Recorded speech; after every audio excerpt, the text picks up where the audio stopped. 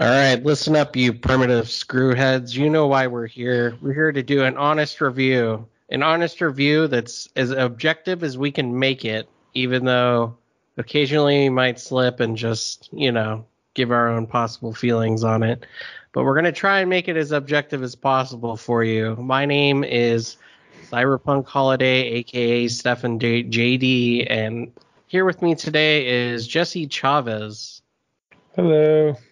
Yeah, he's usually here with me on these honest reviews. I think the only other one I did was with Critical Android Web, and he's got his own channel. But anyway, we are here today to talk about the new Evil Dead game. We had covered, which one did we do? Hail to the King? No, its sequel, Fistful of Boomstick. Fistful of Boomstick. We already covered that, so it's on the channel. You can go find it after this one. Maybe I'll link it or some crap. But either way, we're going to be talking about the new game that just came out. It was like a half-priced game. It wasn't full price. It's just multiplayer based, basically. And we both got it day one. We were excited for it. I've been a huge Evil Dead fan ever since I can remember. What were you expecting from this game, Chava? Well, let me kind of start with, I don't know if you've picked up on this, but it seems like a lot of our beloved horror franchises have started to become popular for multiplayer titles. Mm-hmm. It was Friday the 13th, I think, being one of the biggest examples, or one of the more the first one really to kind of come out running. And I thought that one kind of set the bar. I still even without the updates and new content, I think that one succeeds because it captures the feeling of a Friday the 13th movie. Yeah, so, it really feels like you're in an F-13 movie. Yeah, even when you're dead at the beginning of the match and you have to sit and watch other people try to survive. You can't help but be like, oh man, move, bitch, run. Yeah, it does have that sense. And then we got Texas Chainsaw Massacre coming out. I think that's the same developers as Friday the 13th. I believe so. We'll have to see where that one goes. And with Evil Dead, I feel like they kind of half achieved that goal. There's definitely a lot of stuff that captures the feel of the movies, like how you can move about as the demon, or I guess the evil.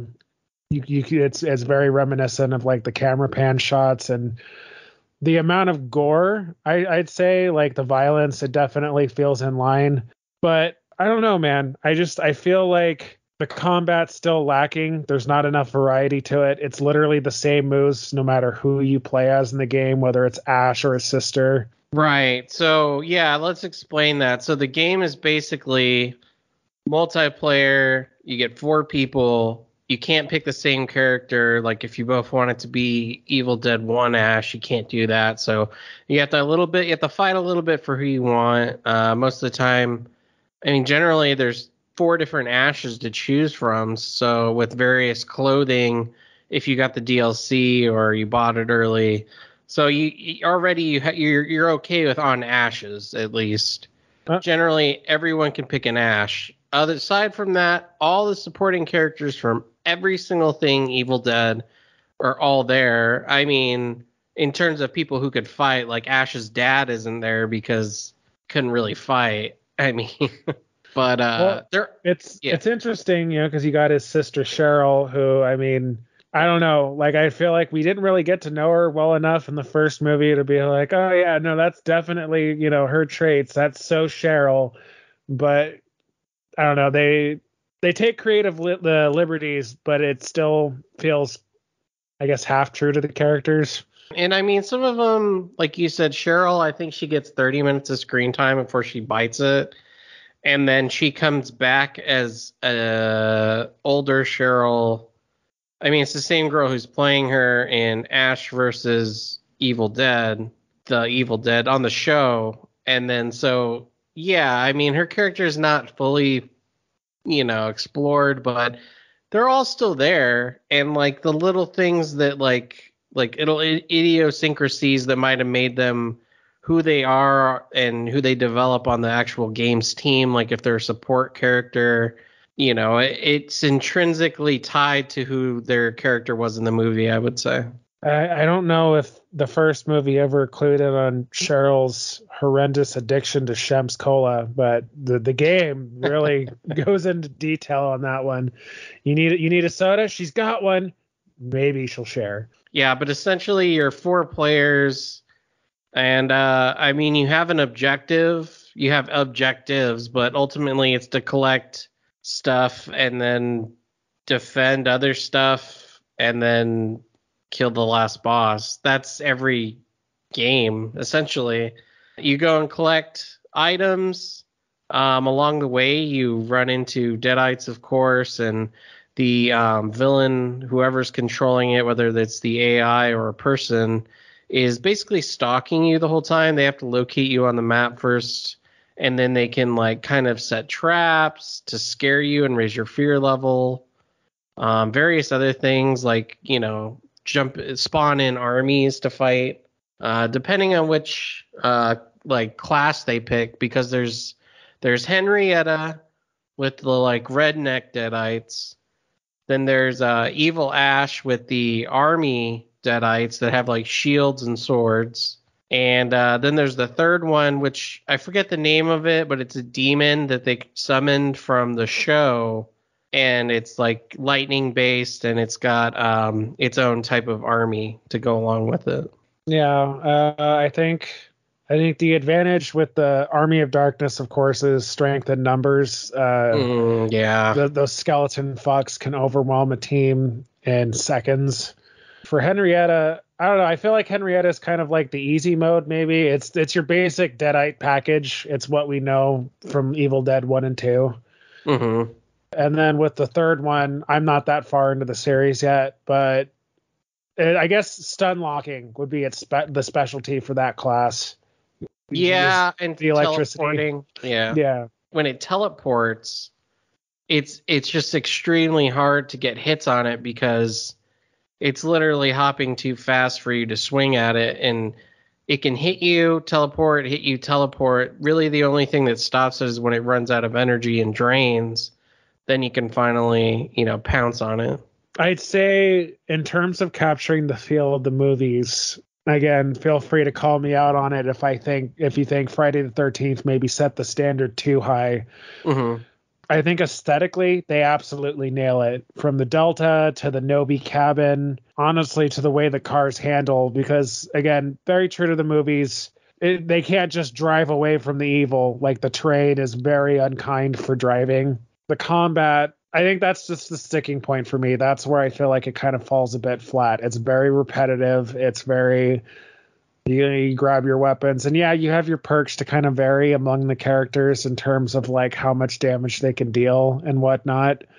But I don't really feel like they're unique to their characters, I mean, some things like little things are when an Ash has a chainsaw for a hand, then that's kind of unique. But other than that, the way each character uses a weapon, it's all the same animation almost for almost every character, I think. And even the upgrades, while they do help in the long run, the better a villain character gets at their job, it makes it more of just an even match. In fact, this kind of relates to not Evil Dead. Evil Dead relates the most to Left 4 Dead, in my opinion, because if there's lone wolves that go and run off and they don't play along with the team, and let's say there's 3 people left, you've basically screwed them on the game. If the villain character, whoever's playing it, if that player is really good, you've basically screwed everyone in the whole game, because you have to stick together. Yeah, I feel like in Left 4 Dead, while it wasn't the favored method of playing the game, I don't feel like that one was quite as harsh for people who went solo and kind of did their own thing, and maybe they'd end up at the safe house first, at the expense, of course, of pissing off their teammates. Mm-hmm. But Evil Dead, I feel like it's absolutely, the game absolutely thrives on teamwork. You have to support your team and whatever designated class you fall into if you want to make it to the end of the match. And that too kind of speaks to the like how Left 4 Dead maybe did this better is that the maps for that game are pretty linear. Whereas in Evil Dead, these maps are just expansive as fuck. Like Giant sandboxes. yeah, they're like Skyrim levels of like gigantic, and it's just like it actually boggles my mind sometimes when I'm like having to run from point A to B all the way across the map, which it doesn't do all the time, but when it does, it's kind of a pain in the ass. But when you're going up a mountain and you're just like, God, how like tall is this fucking mountain? Like, Didn't are we realize I there agreed to yet? go on a fucking hiking trip to save the world. Yeah, and then you're like, okay, so we did that. We got the book or the Kandarian dagger. Okay, now we have to go back down the mountain, and we have to Oh, go. Yeah, and have to go get and the then fucking and book. then not only that, but like say you're grabbing the last item before you kick into the third stage where you have to face the main boss of like the match and like destroy or protect the Necronomicon. They start closing in the borders like towards the battlefield where you're supposed to go. So say like you grab it and then the Necronomicon is all the way across the map, and all of a sudden you immediately get hit by that border that'll kill you in like a few seconds if you don't get away from it. It happened to us. What was it? Player Unknown, and then Fortnite, I think, does that where the bubble closes to kind of force you to go to the objective. And I will say though that having played this game probably 10 to 20 hours, maybe more, I think we have. It's only happened twice to me. Once to me so far, and I don't know. I'm gonna dial back just a bit because maybe I'm being a little too harsh. Again, it is a budget title, but Yeah. I guess my question for you, again touching on how the game feels, because you've grown up with Evil Dead a lot longer than I have. I didn't really get caught up on the series until last year because I'd seen Army of Darkness. That was the one that always seemed to get the most TV time. hmm Eventually, I got around to watching the first one, which was enjoyable, and then I think you and I watched Evil Dead 2 together, and that's when I realized that was my favorite one. Yeah, that one is still my favorite one as well because it's right in the middle. Like the first one's trying to be horror, the third one is comedy, and then Evil Dead 2 is horror and comedy. Yeah, that perfect balance. From your perspective, when you play a match from this game, does it feel like the movie to you? I would say for the most part, it feels like you are in an Evil Dead movie. Like certain things make you feel that way, like the way Ash moves. I mean, you got obviously Bruce Campbell voicing for the one-liners, the characters as well, the other characters, and then I think the thing that sticks out to me the most is if you're the villain, the way that camera moves, and then if you're in the car with other survivors, the way that camera moves, like the frantic movement of it, it's exactly like the movie. Or how it locks behind the car and that's very specific camera angle Uh-huh. where it holds steady, like, and the car is just driving straight. You can't really, at least from what I remember, you can't really move the camera while you're in the car. It's like locked in that spot. You're looking dead on forward. I don't remember, but I just do think that those are the two times where it'll feel the most Evil Dead. Obviously, when you visit like locations, like you said, the Nobi cabin, I mean, it looks picture perfect. Yeah, I mean, and again, keep in mind my knowledge is a bit limited just because I haven't finished the series yet. It's on my list, I promise.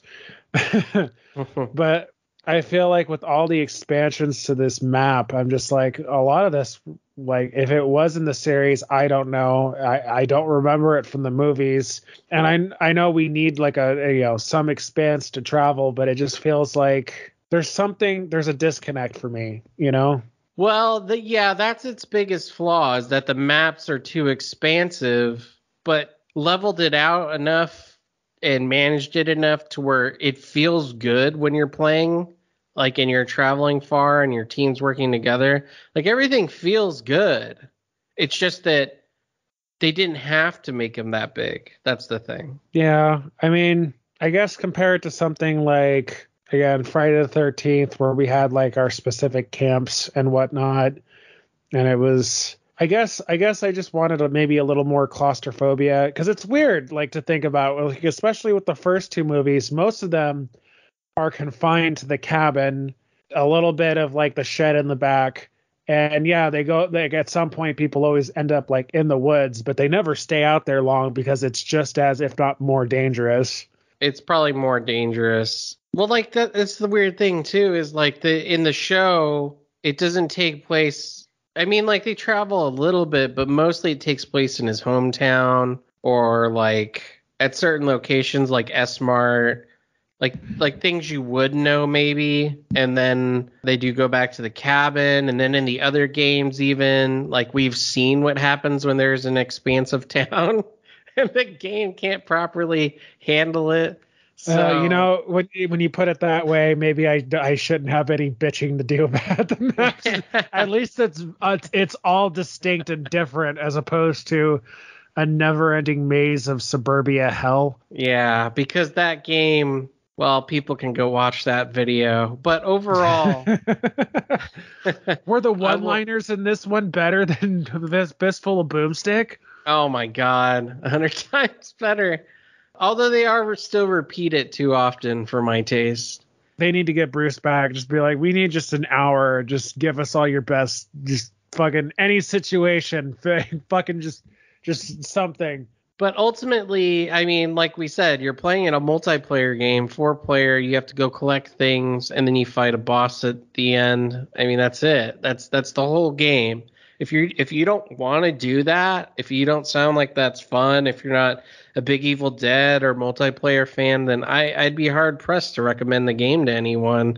Although I should add, there are single player options, and not there's, first and foremost, there's the scenarios which you have to play to unlock more characters. If you want to get Ash versus the Evil Dead Ash, if you want to get Pablo from the series, if you want to get what was that chick from the FBI, and there's another one I'm forgetting. King Arthur. Yeah. If you want to get any of those characters. Oh, isn't Annie also? I think you get her if I don't know. Anyway, you have to play through those levels, and I'm not gonna lie, they're kind of ball busters. Like, some of them are kind of easy enough once you get the mechanics down, but there's others where it's gonna grind your patience. Like one or two of them really pissed me off because it was such. Like when you're playing in a multiplayer match and you get hit, you know how much damage you can take. But when you play these single player chapter bullshits, like you get hit twice, maybe 3 times, and you're done. I remember talking to Critical Android about this web, and he's like, oh, I did them all first try. I wanted to call bullshit so hard on him. I'm like, there's no fucking way. I bet your fucking uncle works at Nintendo too. Yeah. I was like, there's no way. So we might have to get confirmation on that. But yeah, they're pretty rough, I will say.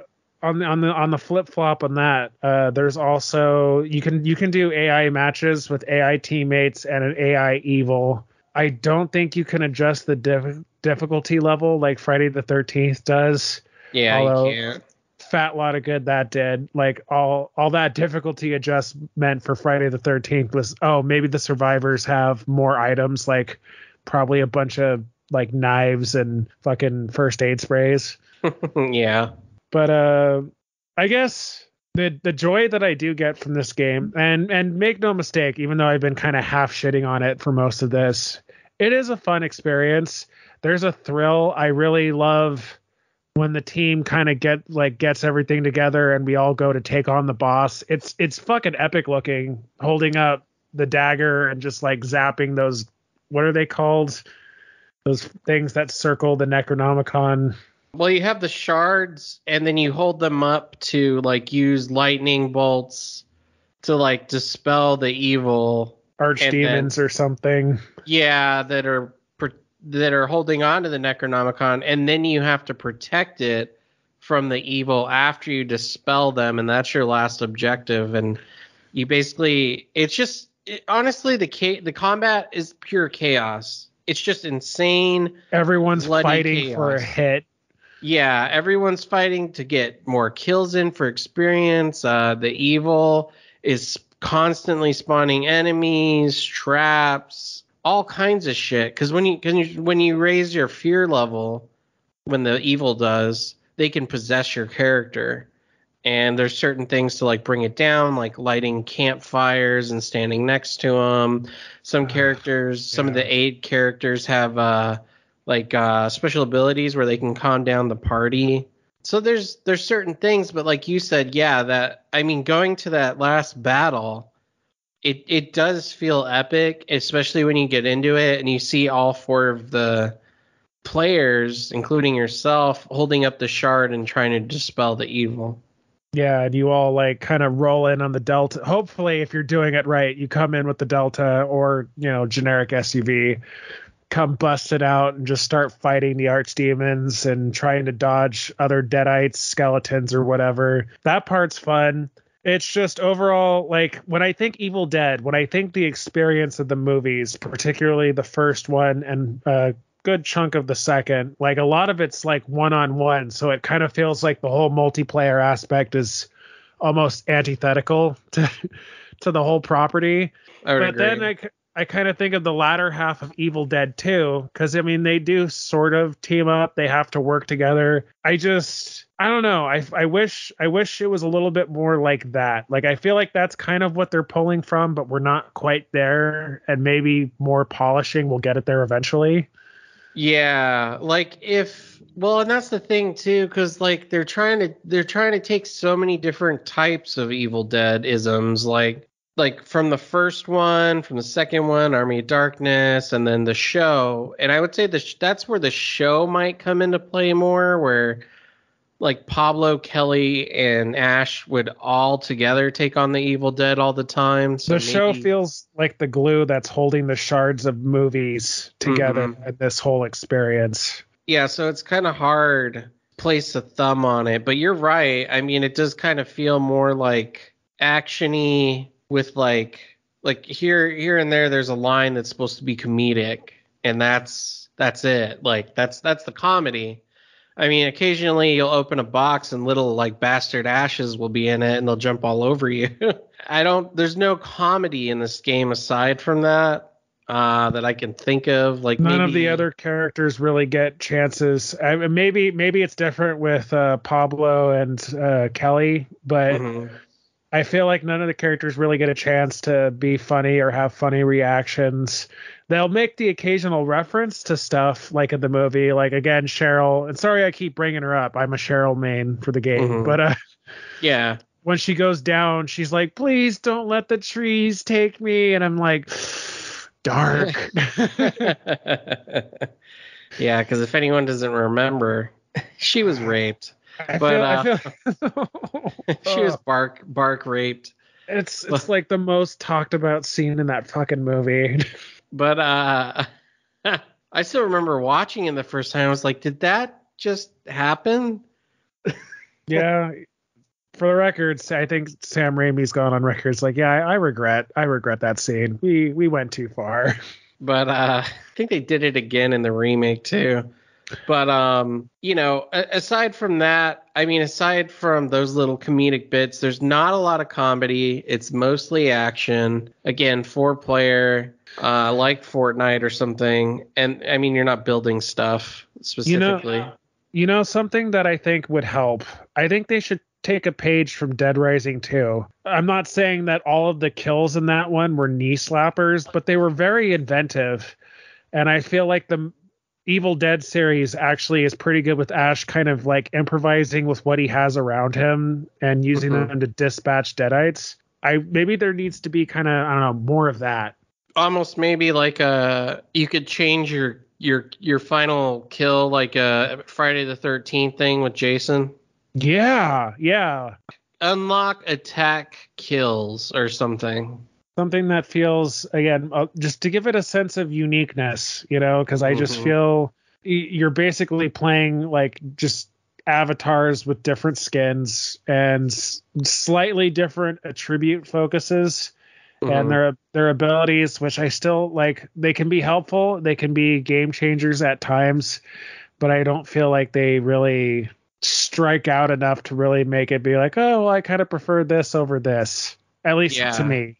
They're surface level. Like the only reason I main an Ash 1 from the first one is because he has the calm down perk, which he can calm the whole party down, which is very helpful in times of duress, like when you're fighting a mini boss that the evil summon, because they'll summon like evil Ash and he's a bitch to take down, or like we said, that blue demon with lightning or Henrietta.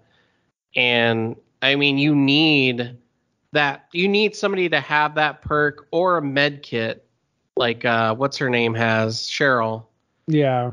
You need those things in order to survive, especially if whoever's playing the evil is like a badass at it. You're not going to make it otherwise.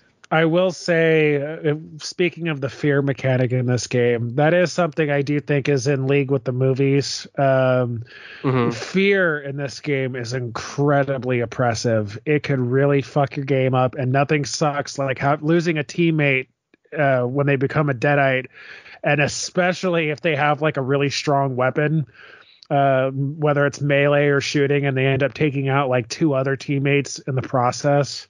Oh man, it's bad because you could like there's been times where me and Chavo have been at the beginning of a match and we realized too late that somebody had gotten possessed. So then I got taken down and then I would alert him and they would go to battle, but he's already, at half health and boom, it's like we lost the game that fast just because, it's like, again, that fear can be daunting at sometimes. Yeah, I feel like that's probably one of the strongest mechanics. I hate dealing with it, but at the same time, it's like, yeah, no, that's the meta game. That's part of it. It's an actual threat, and I can appreciate that. Yeah, and it's a threat that it's like you're getting 2 different threats. You're getting the villain threat with the army and whoever they pick, and then you're getting your own personal threat. It's the battle outside versus the battle inside. Right.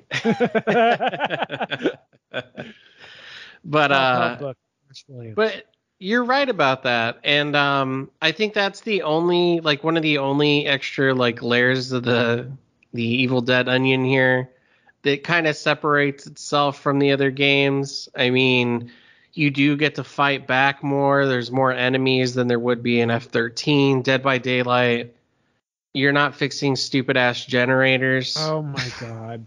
All right, you can talk your shit, and the devs can talk their shit because they've taken rightful pot shots at Dead by Daylight, but they still do kind of borrow from the formula a bit because you still have to complete 2 objectives, get to the final objective. You still have to battle. I mean, it's not so much 1 versus 4. It is like, an army controlled by 1 versus 4. Yeah. I don't know. This game feels a little bit like Dead Rising and Dead by Daylight and Friday the 13th were all thrown in a blender, and it's like, oh, some of these things gel well, some of these not so much. Mm-hmm. And then and Left 4 Dead. Oh, and Left 4 Dead. It feels like it's thrown in, and there's some things that, at times work in beautiful harmony, and then there's other things like, oh, no, that was not a good ingredient choice. Yeah, and I still think they're working on it because when we played it day 1, I mean, that first week, I don't want to say it was rough by any means. It was not rough. But there was a couple points where, like, we'd be at the final boss, we dispelled the evil, and then for no reason at all, I would get knocked out and I'm dead. And it's like, wait, what? How? Nothing happened.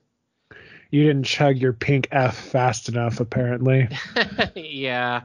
And that's another annoying thing that I actually wish they would take out of the game. Probably the only thing is that when you are searching around for your objectives, like you're searching for pieces of the map to locate the Kandarian demon and the book, the Necronomicon, and on the way there will be houses and stuff, and in them will be chests with like legendary weapons, and in those chests also will come out these bottles called pink Fs.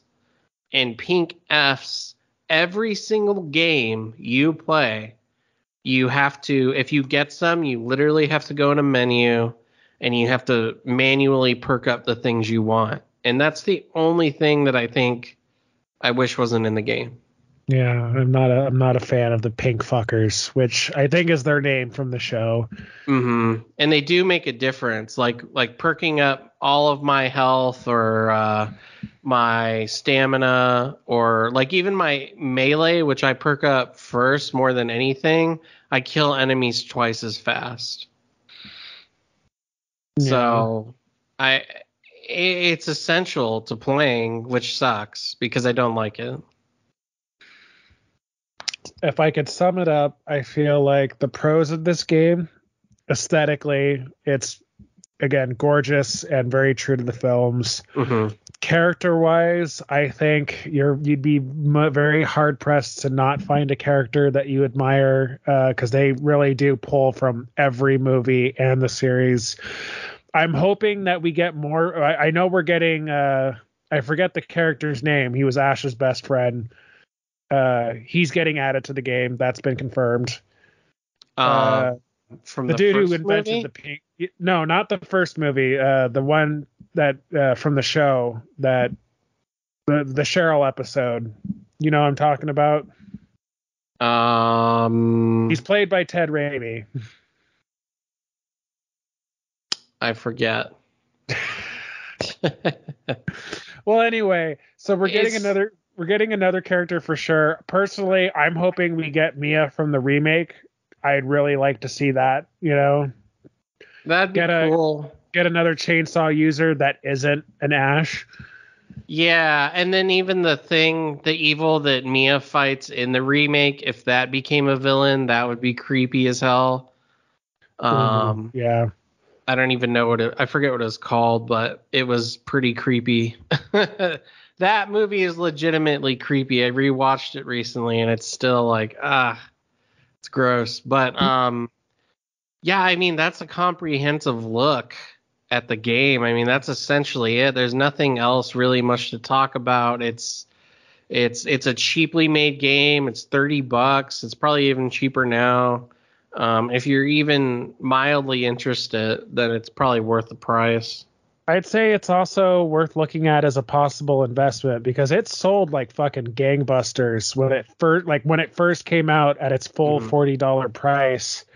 So I think the statement has been made that people are enjoying it, and they'll, barring some random lawsuit, which hopefully doesn't happen.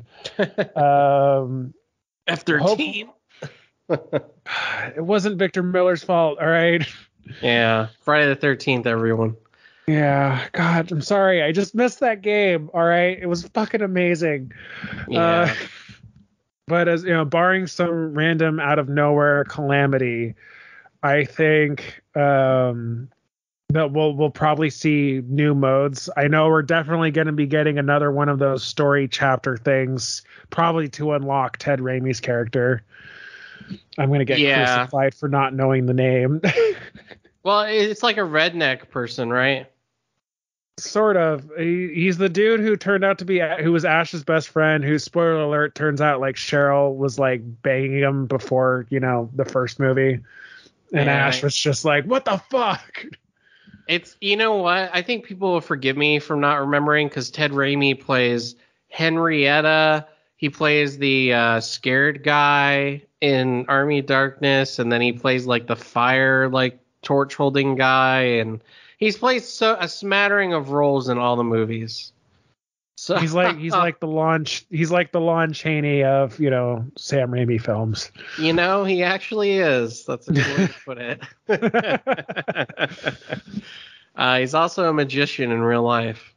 Oh shit! I did not. You know, I mean, he may be unintentionally abusive towards his actors, but man, I'd love to work on a Sam Raimi flick. Yeah, that'd be a lot of fun. before we go, because I mean that's basically it. There is one story where, and I do have to say this because if people are not Evil Dead fans, oh my God, please fix that. But it's actually a pretty good fan base. Like nobody's really toxic in it. We're just grateful for anything we get, especially at this point. But if you go and listen to the commentary tracks on Evil Dead 2,